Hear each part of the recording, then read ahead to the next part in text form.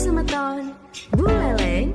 Saksikan Bikom Bincang Komunikasi, sebuah program dari Pemka Buleleng melalui Dinas Kominfo yang akan mengulik topik terkait pembangunan dan kemajuan Bumi Panji Sakti dari narasumber yang terpercaya.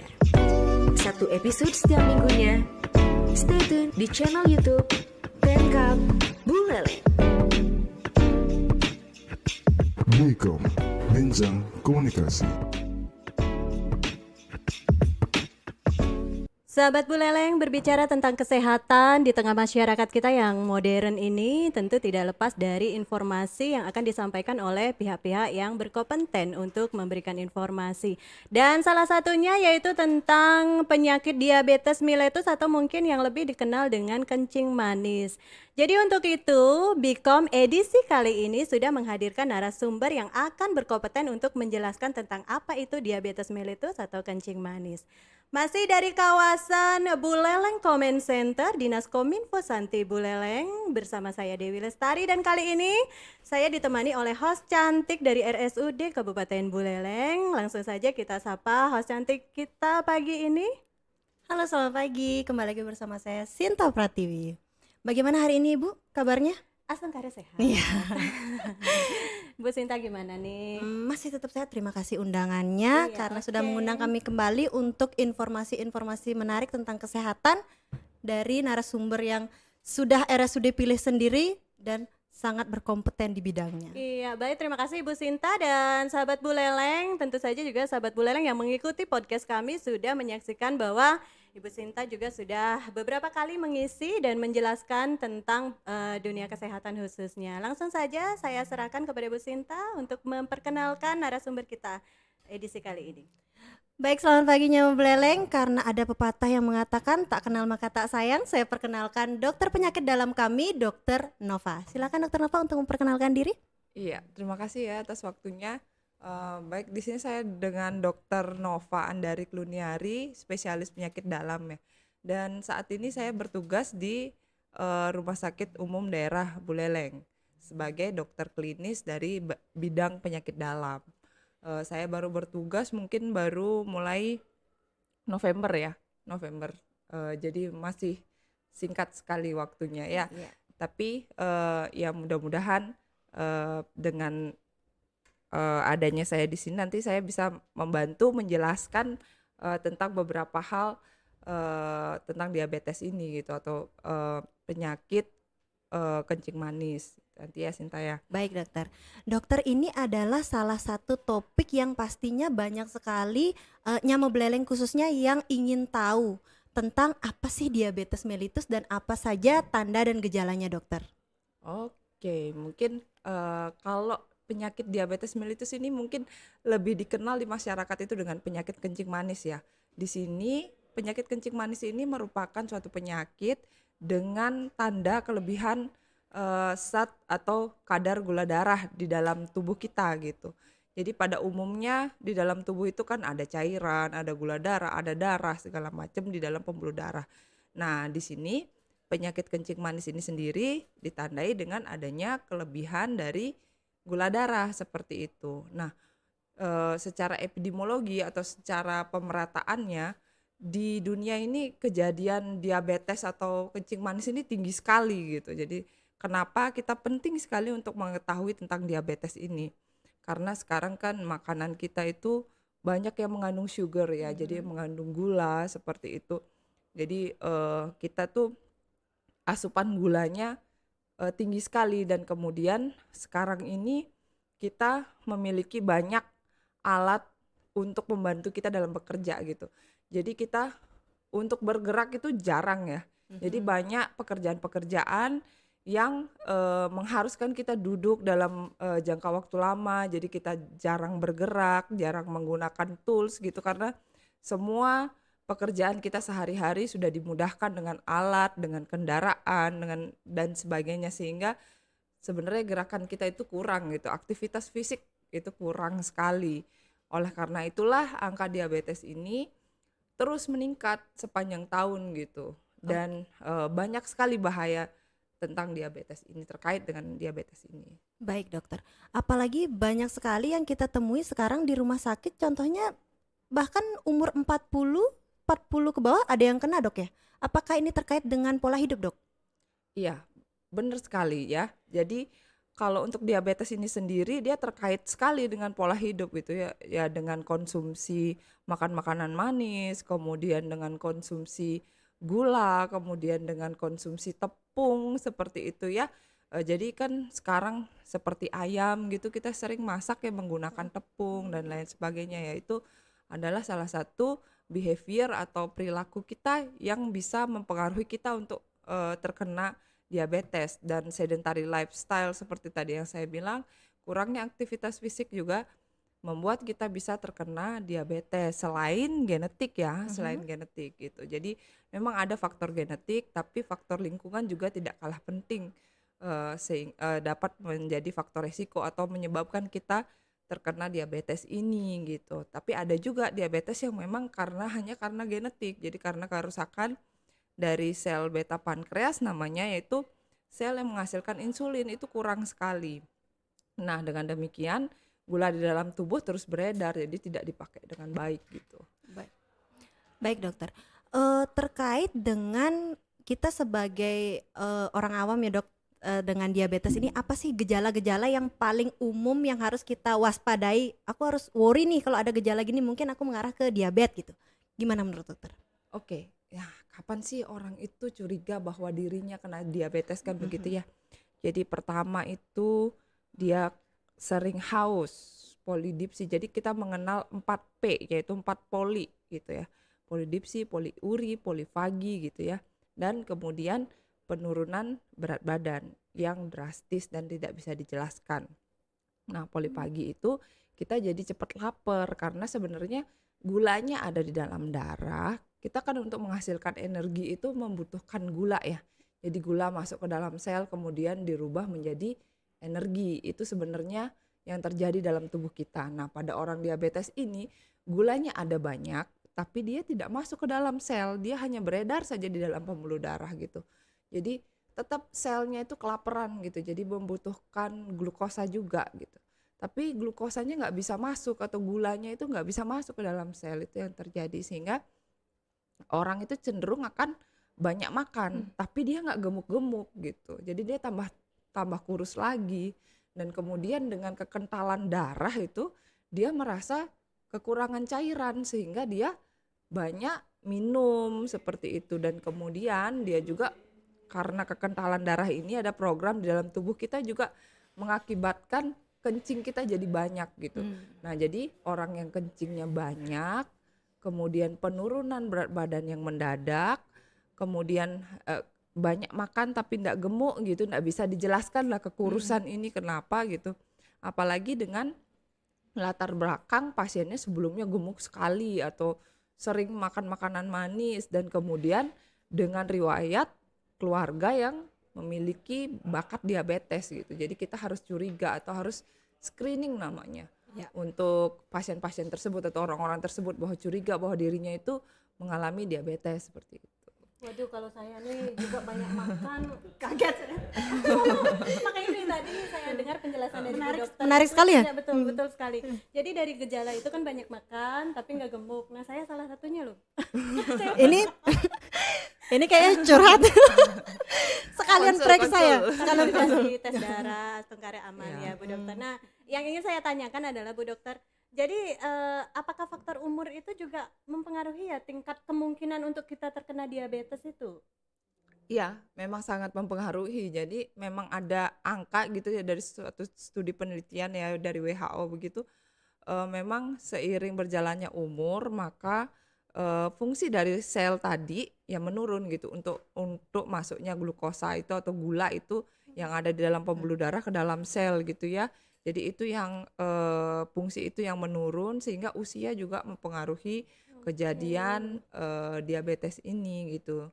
Jadi ya sebenarnya juga diabetes itu sering tanpa gejala ya, yang sering sekali tanpa gejala. Jadi sebelum dia mengakibatkan kerusakan di dalam tubuh kita, artinya waktu masih dia seperti biasa aja gitu, jadi tubuh kita masih bisa menanggulangi itu ya, kondisi itu, maka dia nggak menimbulkan gejala sama sekali gitu. Kalau dia sudah bergejala itu artinya dia sudah mengalami kerusakan atau tidak masuknya gula ke dalam sel itu sudah berpuluh-puluh tahun, sehingga biasanya orang yang datang dengan diabetes itu ya sudah kurang bagus gitu kondisinya sering. Jadi yang penting itu adalah screening, artinya kita pemeriksaan di awal. Nah, program-program kita itu kan sudah ada tuh program dari lansia, dari BPJS untuk screening kesehatan tersebut. Oke, gitu. jadi penting ya juga ya Bu Sinta ya untuk kita screening Screening kesehatan awal. juga rutin ya. Biasanya Iya, berapa betul. berapa bulan sekali kita harus Kalau dari screening? program lansia itu ada 6 sampai 1 tahun sekali ya.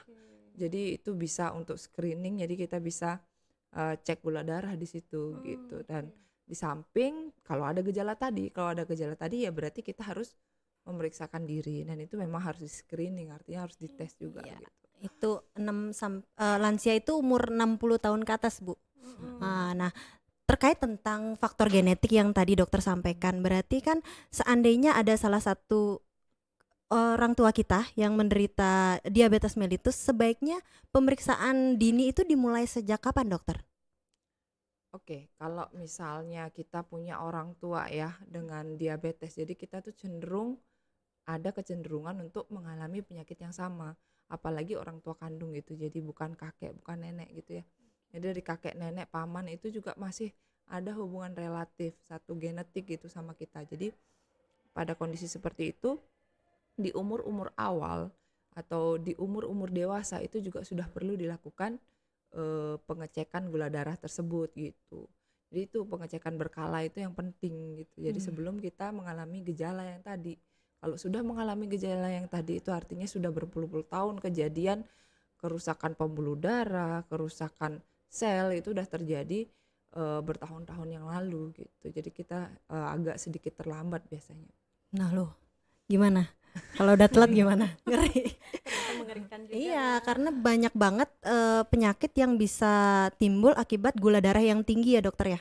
Iya, betul sekali. Jadi gula darah yang tinggi ini benar-benar menjadi momok atau bisa kemana aja gitu. Jadi banyak ada namanya organ-organ di dalam tubuh kita, di pembuluh darah kecil ya, nih yang mengalami gangguan itu. Jadi di ujung-ujung pembuluh darah seperti di tangan, di kaki, itu paling simpel dia bisa menyebabkan kesemutan, kurangnya keringat, sehingga kulit kita juga bisa jadi kering, kemudian mudah pecah, mudah infeksi seperti itu. Terus kemudian di mata dia bisa menyebabkan mata menjadi kabur, kemudian kita jadi lemas karena tadi gulanya ada tapi nggak kepake gitu, jadi cuma kesimpan saja gitu. Jadi itu bisa menyebabkan badan kita kekurangan energi tadi. Terus kemudian ke ginjal juga, kemudian ke pembuluh darah itu sendiri dia menyebabkan karena alirannya lambat segala macam, jadi dia menyebabkan rapuh juga pembuluh darahnya. Kita bisa memiliki resiko untuk menjadi stroke, kemudian menjadi penyakit jantung koroner juga bisa, penyakit ginjal diakibatkan oleh diabetes bisa. Yang paling sering banget yang sering kita temui di masyarakat itu kan luka ya, kakinya luka terus nggak sembuh-sembuh. Nah itu gangguan pembuluh darah, jadi sehingga penyembuhannya juga terganggu, kemudian mengakibatkan, dan di sana kan banyak gula sehingga kuman juga mudah untuk hidup gitu. Ya di sanalah menyebabkan pembuluh darah atau kaki itu sulit sekali untuk sembuh kalau sudah terkena luka pada pasien diabetes. Itu yang paling sering terjadi dan mengakibatkan bahaya besar ya. Jadi nanti kakinya bisa perlu diamputasi segala macam gitu.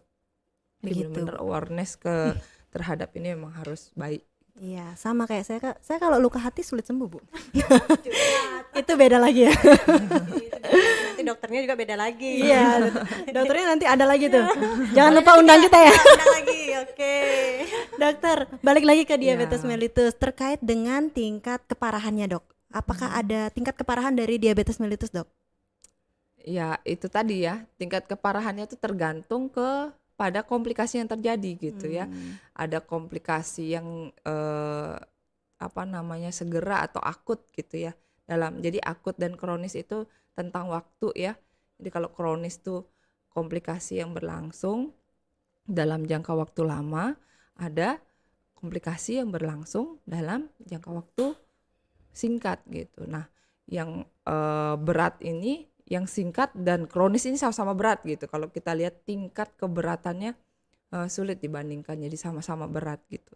Nah, yang akut ini komplikasinya bisa terjadi kekurangan gula justru karena penggunaan obat-obat diabetes. Jadi makanya kenapa orang-orang tuh nggak boleh tuh beli obat sembarangan, ngatur dosis insulin sembarang, itu nggak boleh.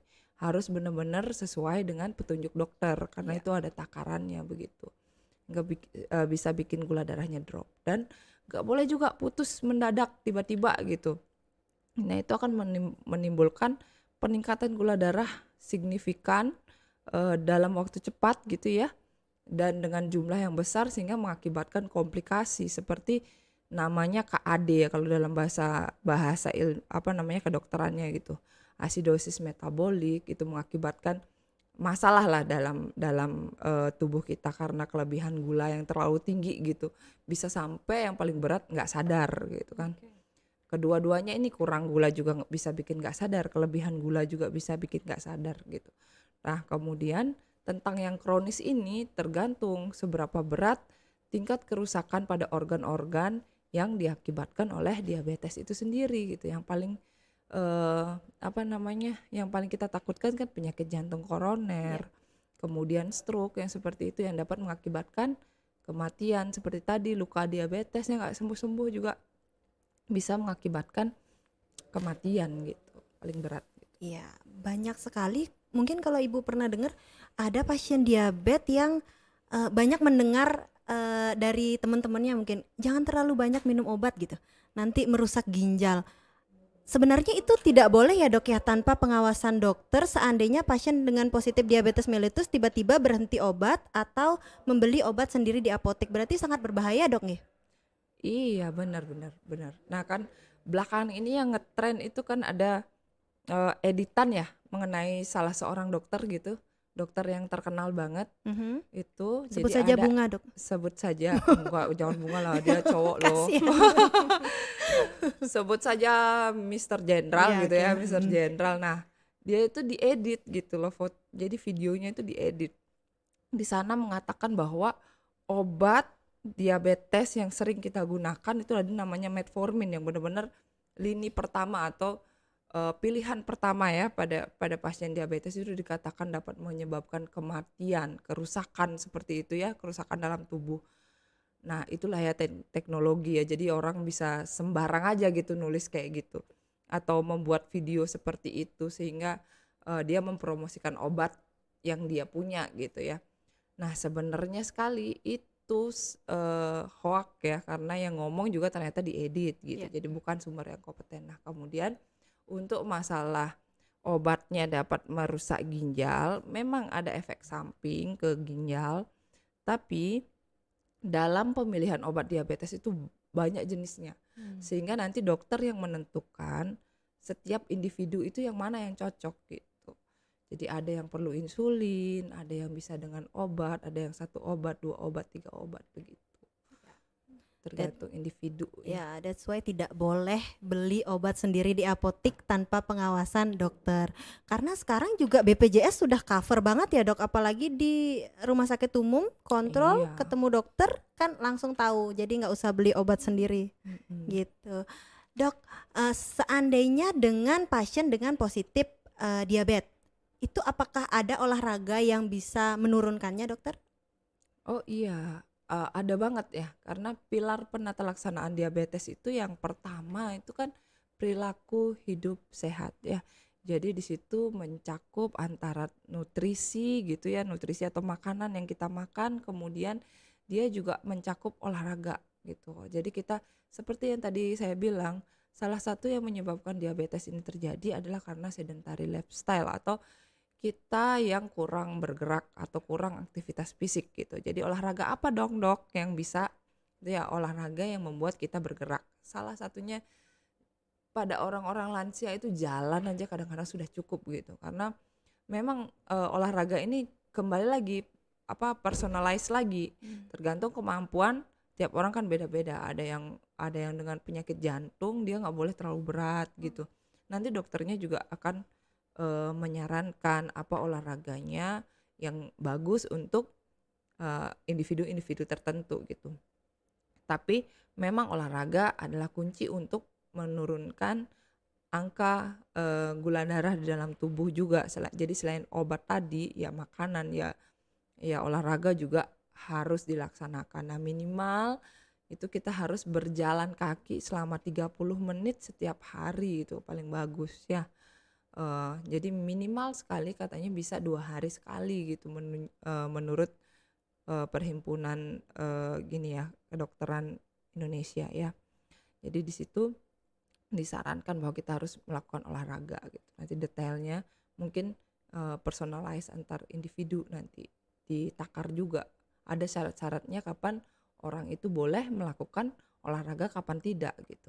Jadi kalau gula darahnya masih tinggi, masih sempoyongan, ya jelas belum boleh olahraga. Nanti pada suatu saat dia sudah kita kontrol diabetesnya, gula darah sudah kurang dari 250, kemudian pasiennya tidak ada kecacatan fisik ya di kaki itu terutama, jadi kita bisa melakukan exercise atau jalan kaki itu gitu, minimal sudah jalan kaki. Ya. Oke.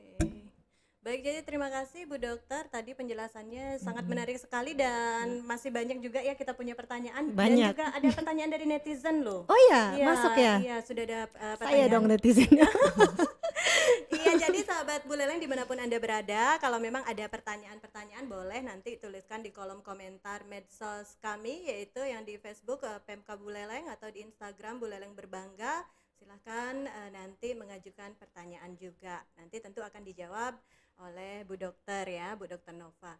Baik sahabat Buleleng, kami akan kembali setelah jeda berikut ini. Tapi sebelumnya saya ingatkan, apapun aktivitas Anda tetap konsumsi ya Buleleng, air minum kita bersama, kebanggaan produk asli Buleleng. Bikom akan kembali setelah yang satu ini. Halo Semeton, Buleleng, saksikan Bikom. Bincang Komunikasi, sebuah program dari Pemka Buleleng melalui Dinas Kominfo Santin yang akan mengulik topik terkait pembangunan dan kemajuan bumi Panji Sakti dari narasumber yang terpercaya. 1 episode setiap minggunya. Stay tune di channel YouTube Pemka Buleleng. Bikom, Bincang Komunikasi. Sahabat Buleleng, berbicara tentang kesehatan di tengah masyarakat kita yang modern ini tentu tidak lepas dari informasi yang akan disampaikan oleh pihak-pihak yang berkompeten untuk memberikan informasi. Dan salah satunya yaitu tentang penyakit diabetes mellitus atau mungkin yang lebih dikenal dengan kencing manis. Jadi untuk itu, Bikom edisi kali ini sudah menghadirkan narasumber yang akan berkompeten untuk menjelaskan tentang apa itu diabetes mellitus atau kencing manis. Masih dari kawasan Buleleng Comment Center, Dinas Kominfo Santi Buleleng, bersama saya Dewi Lestari, dan kali ini saya ditemani oleh host cantik dari RSUD Kabupaten Buleleng. Langsung saja kita sapa host cantik kita pagi ini. Halo, selamat pagi. Kembali lagi bersama saya Sinta Pratiwi. Bagaimana hari ini Ibu kabarnya? Asal karya sehat. Iya.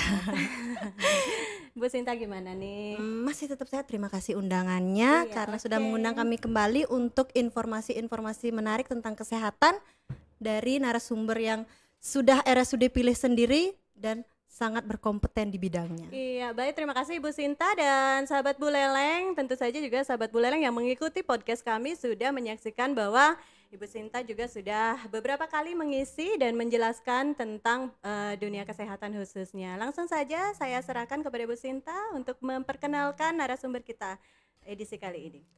Baik, selamat paginya Buleleng. Karena ada pepatah yang mengatakan tak kenal maka tak sayang, saya perkenalkan dokter penyakit dalam kami, Dokter Nova. Silakan Dokter Nova untuk memperkenalkan diri. Iya, terima kasih ya atas waktunya. Baik, di sini saya dengan Dokter Nova Andari Kluniari, spesialis penyakit dalam ya. Dan saat ini saya bertugas di Rumah Sakit Umum Daerah Buleleng sebagai dokter klinis dari bidang penyakit dalam. Saya baru bertugas mungkin baru mulai November ya. November. Jadi masih singkat sekali waktunya ya. Iya. Tapi ya mudah-mudahan dengan adanya saya di sini nanti saya bisa membantu menjelaskan tentang beberapa hal tentang diabetes ini gitu atau penyakit kencing manis nanti ya Sinta ya. Baik dokter. Dokter, ini adalah salah satu topik yang pastinya banyak sekali nyama beleleng khususnya yang ingin tahu tentang apa sih diabetes mellitus dan apa saja tanda dan gejalanya dokter. Oke, mungkin kalau penyakit diabetes mellitus ini mungkin lebih dikenal di masyarakat itu dengan penyakit kencing manis ya. Di sini penyakit kencing manis ini merupakan suatu penyakit dengan tanda kelebihan zat atau kadar gula darah di dalam tubuh kita gitu. Jadi pada umumnya di dalam tubuh itu kan ada cairan, ada gula darah, ada darah segala macam di dalam pembuluh darah. Nah, di sini penyakit kencing manis ini sendiri ditandai dengan adanya kelebihan dari gula darah seperti itu. Nah, secara epidemiologi atau secara pemerataannya di dunia ini kejadian diabetes atau kencing manis ini tinggi sekali gitu. Jadi kenapa kita penting sekali untuk mengetahui tentang diabetes ini? Karena sekarang kan makanan kita itu banyak yang mengandung sugar ya, jadi mengandung gula seperti itu. Jadi kita tuh asupan gulanya tinggi sekali dan kemudian sekarang ini kita memiliki banyak alat untuk membantu kita dalam bekerja gitu. Jadi kita untuk bergerak itu jarang ya. Jadi banyak pekerjaan-pekerjaan yang mengharuskan kita duduk dalam jangka waktu lama. Jadi kita jarang bergerak, jarang menggunakan tools gitu karena semua pekerjaan kita sehari-hari sudah dimudahkan dengan alat, dengan kendaraan, dan sebagainya sehingga sebenarnya gerakan kita itu kurang gitu, aktivitas fisik itu kurang sekali. Oleh karena itulah angka diabetes ini terus meningkat sepanjang tahun gitu. Dan banyak sekali bahaya tentang diabetes ini, terkait dengan diabetes ini. Baik dokter. Apalagi banyak sekali yang kita temui sekarang di rumah sakit, contohnya bahkan umur 40 ke bawah ada yang kena dok ya. Apakah ini terkait dengan pola hidup dok? Iya, benar sekali ya. Jadi kalau untuk diabetes ini sendiri dia terkait sekali dengan pola hidup gitu ya. Ya dengan konsumsi makan makanan manis, kemudian dengan konsumsi gula, kemudian dengan konsumsi tepung seperti itu ya. Jadi kan sekarang seperti ayam gitu kita sering masak ya menggunakan tepung dan lain sebagainya ya. Itu adalah salah satu behavior atau perilaku kita yang bisa mempengaruhi kita untuk terkena diabetes. Dan sedentary lifestyle seperti tadi yang saya bilang, kurangnya aktivitas fisik juga membuat kita bisa terkena diabetes selain genetik ya, selain genetik gitu. Jadi memang ada faktor genetik tapi faktor lingkungan juga tidak kalah penting dapat menjadi faktor resiko atau menyebabkan kita terkena diabetes ini gitu. Tapi ada juga diabetes yang memang hanya karena genetik. Jadi karena kerusakan dari sel beta pankreas namanya, yaitu sel yang menghasilkan insulin itu kurang sekali. Nah, dengan demikian gula di dalam tubuh terus beredar jadi tidak dipakai dengan baik gitu. Baik dokter. Terkait dengan kita sebagai orang awam ya dok, dengan diabetes ini apa sih gejala-gejala yang paling umum yang harus kita waspadai? Aku harus worry nih kalau ada gejala gini, mungkin aku mengarah ke diabetes gitu. Gimana menurut dokter? Oke, ya kapan sih orang itu curiga bahwa dirinya kena diabetes kan begitu ya. Jadi pertama itu dia sering haus, polidipsi. Jadi kita mengenal 4P yaitu 4 poli gitu ya. Polidipsi, poliuri, polifagi gitu ya. Dan kemudian penurunan berat badan yang drastis dan tidak bisa dijelaskan. Nah, polifagi itu kita jadi cepat lapar karena sebenarnya gulanya ada di dalam darah. Kita kan untuk menghasilkan energi itu membutuhkan gula ya. Jadi gula masuk ke dalam sel kemudian dirubah menjadi energi. Itu sebenarnya yang terjadi dalam tubuh kita. Nah, pada orang diabetes ini gulanya ada banyak tapi dia tidak masuk ke dalam sel. Dia hanya beredar saja di dalam pembuluh darah gitu. Jadi tetap selnya itu kelaparan gitu. Jadi membutuhkan glukosa juga gitu.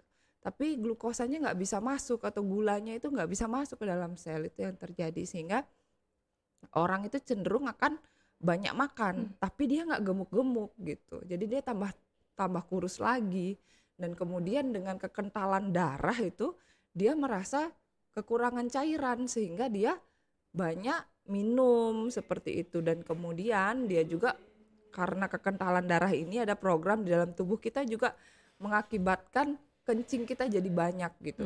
Nah, jadi orang yang kencingnya banyak, kemudian penurunan berat badan yang mendadak, kemudian banyak makan tapi tidak gemuk gitu, tidak bisa dijelaskan lah kekurusan ini kenapa gitu.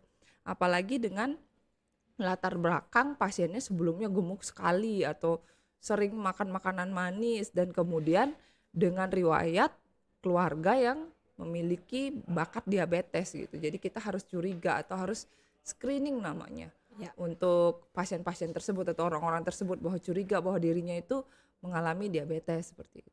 Waduh, kalau saya nih juga banyak makan, kaget saya. Makanya ini tadi saya dengar penjelasan dari Bu Dokter. Menarik itu sekali ya? iya, betul, betul sekali. Jadi dari gejala itu kan banyak makan tapi nggak gemuk. Nah, saya salah satunya loh. Ini kayaknya curhat. Sekalian periksa ya. Kalau dikasih tes darah, tengkare aman Ya. ya Bu Dokter. Nah, yang ingin saya tanyakan adalah Bu Dokter, jadi apakah faktor umur itu juga mempengaruhi ya tingkat kemungkinan untuk kita terkena diabetes itu? Iya, memang sangat mempengaruhi. Jadi memang ada angka gitu ya dari suatu studi penelitian ya dari WHO begitu.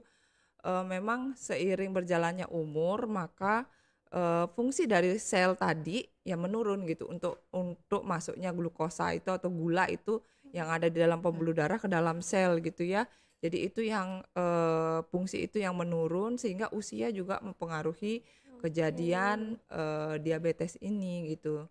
Jadi ya sebenarnya juga diabetes itu sering tanpa gejala ya, yang sering sekali tanpa gejala. Jadi sebelum dia mengakibatkan kerusakan di dalam tubuh kita, artinya waktu masih dia seperti biasa aja gitu, jadi tubuh kita masih bisa menanggulangi itu ya, kondisi itu, maka dia nggak menimbulkan gejala sama sekali gitu. Kalau dia sudah bergejala itu artinya dia sudah mengalami kerusakan atau tidak masuknya gula ke dalam sel itu sudah berpuluh-puluh tahun, sehingga biasanya orang yang datang dengan diabetes itu ya sudah kurang bagus gitu kondisinya sering. Jadi yang penting itu adalah screening, artinya kita pemeriksaan di awal. Nah, program-program kita itu kan sudah ada tuh program dari lansia, dari BPJS untuk screening kesehatan tersebut. Oke, gitu. jadi penting ya juga ya Bu Sinta ya untuk kita screening kesehatan awal. juga rutin ya. Biasanya Iya, berapa bulan sekali kita harus? Kalau dari program lansia itu ada 6 sampai 1 tahun sekali ya. Jadi itu bisa untuk screening, jadi kita bisa cek gula darah di situ gitu. Dan di samping kalau ada gejala tadi ya berarti kita harus memeriksakan diri, dan itu memang harus di screening, artinya harus dites juga Iya. gitu. Itu lansia itu umur 60 tahun ke atas, Bu. Nah, terkait tentang faktor genetik yang tadi dokter sampaikan, berarti kan seandainya ada salah satu orang tua kita yang menderita diabetes mellitus, sebaiknya pemeriksaan dini itu dimulai sejak kapan, dokter?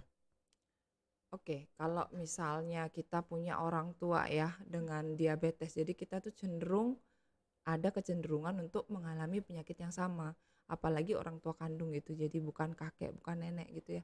Jadi dari kakek, nenek, paman itu juga masih ada hubungan relatif satu genetik gitu sama kita. Jadi pada kondisi seperti itu di umur-umur awal atau di umur-umur dewasa itu juga sudah perlu dilakukan pengecekan gula darah tersebut gitu. Jadi itu pengecekan berkala itu yang penting gitu. Jadi sebelum kita mengalami gejala yang tadi. Kalau sudah mengalami gejala yang tadi itu artinya sudah berpuluh-puluh tahun kejadian kerusakan pembuluh darah, kerusakan sel itu udah terjadi bertahun-tahun yang lalu gitu. Jadi kita agak sedikit terlambat biasanya. Nah, loh, gimana? Kalau udah telat gimana? Ngeri. Ternyata mengerikan juga. Iya, karena banyak banget penyakit yang bisa timbul akibat gula darah yang tinggi ya, dokter ya? Iya, betul sekali. Jadi gula darah yang tinggi ini benar-benar menjadi momok atau bisa kemana aja gitu. Jadi banyak ada namanya organ-organ di dalam tubuh kita, di pembuluh darah kecil ya, nih yang mengalami gangguan Itu jadi di ujung-ujung pembuluh darah seperti di tangan, di kaki, itu paling simpel dia bisa menyebabkan kesemutan, kurangnya keringat, sehingga kulit kita juga bisa jadi kering, kemudian mudah pecah, mudah infeksi seperti itu. Terus kemudian di mata dia bisa menyebabkan mata menjadi kabur, kemudian kita jadi lemas karena tadi gulanya ada tapi nggak kepake gitu, jadi cuma kesimpan saja gitu. Jadi itu bisa menyebabkan badan kita kekurangan energi tadi.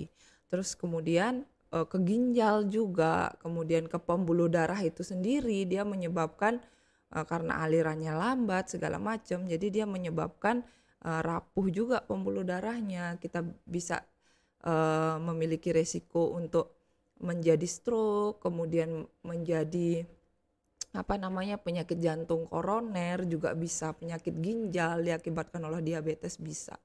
Yang paling sering banget yang sering kita temui di masyarakat itu kan luka ya, kakinya luka terus nggak sembuh-sembuh. Nah itu gangguan pembuluh darah, jadi sehingga penyembuhannya juga terganggu, kemudian mengakibatkan, dan di sana kan banyak gula sehingga kuman juga mudah untuk hidup gitu. Ya di sanalah menyebabkan pembuluh darah atau kaki itu sulit sekali untuk sembuh kalau sudah terkena luka pada pasien diabetes. Itu yang paling sering terjadi dan mengakibatkan bahaya besar ya. Jadi nanti kakinya bisa perlu diamputasi segala macam gitu. Jadi benar-benar awareness terhadap ini memang harus baik. Iya, sama kayak saya. Saya kalau luka hati sulit sembuh, Bu. Itu beda lagi ya. Nanti dokternya juga beda lagi. Iya, dokternya nanti ada lagi tuh. Jangan lupa undang kita ya. Undang lagi, oke. Dokter, balik lagi ke diabetes mellitus terkait dengan tingkat keparahannya, Dok. Apakah ada tingkat keparahan dari diabetes mellitus, Dok? Ya, itu tadi ya, tingkat keparahannya itu tergantung pada komplikasi yang terjadi gitu ya. Ada komplikasi yang segera atau akut gitu ya. Jadi akut dan kronis itu tentang waktu ya. Jadi kalau kronis tuh komplikasi yang berlangsung dalam jangka waktu lama, ada komplikasi yang berlangsung dalam jangka waktu singkat gitu. Nah, yang berat ini, yang singkat dan kronis ini sama-sama berat gitu. Kalau kita lihat tingkat keberatannya sulit dibandingkan, jadi sama-sama berat gitu. Nah, yang akut ini komplikasinya bisa terjadi kekurangan gula justru karena penggunaan obat-obat diabetes. Jadi makanya kenapa orang-orang tuh nggak boleh tuh beli obat sembarangan, ngatur dosis insulin sembarang, itu nggak boleh. Harus benar-benar sesuai dengan petunjuk dokter karena itu ada takarannya begitu. Nggak bisa bikin gula darahnya drop, dan nggak boleh juga putus mendadak tiba-tiba gitu. Nah itu akan menimbulkan peningkatan gula darah signifikan dalam waktu cepat gitu ya, dan dengan jumlah yang besar sehingga mengakibatkan komplikasi seperti namanya KAD ya kalau dalam bahasa kedokterannya gitu. Asidosis metabolik itu mengakibatkan masalah lah dalam tubuh kita karena kelebihan gula yang terlalu tinggi gitu. Bisa sampai yang paling berat nggak sadar gitu kan. Kedua-duanya ini kurang gula juga bisa bikin nggak sadar, kelebihan gula juga bisa bikin nggak sadar gitu. Nah kemudian tentang yang kronis ini tergantung seberapa berat tingkat kerusakan pada organ-organ yang diakibatkan oleh diabetes itu sendiri gitu. Yang paling yang paling kita takutkan kan penyakit jantung koroner, kemudian stroke yang seperti itu yang dapat mengakibatkan kematian. Seperti tadi luka diabetes yang nggak sembuh-sembuh juga bisa mengakibatkan kematian gitu, paling berat. Iya, banyak sekali. Mungkin kalau Ibu pernah dengar ada pasien diabetes yang banyak mendengar dari teman-temannya mungkin jangan terlalu banyak minum obat gitu, nanti merusak ginjal. Sebenarnya itu tidak boleh ya, Dok ya, tanpa pengawasan dokter. Seandainya pasien dengan positif diabetes mellitus tiba-tiba berhenti obat atau membeli obat sendiri di apotek, berarti sangat berbahaya, Dok nih. Iya benar. Nah kan belakangan ini yang ngetren itu kan ada editan ya mengenai salah seorang dokter gitu, dokter yang terkenal banget itu. Sebut jadi saja ada, Bunga, Dok. Sebut saja enggak, jangan Bunga lah, dia cowok loh.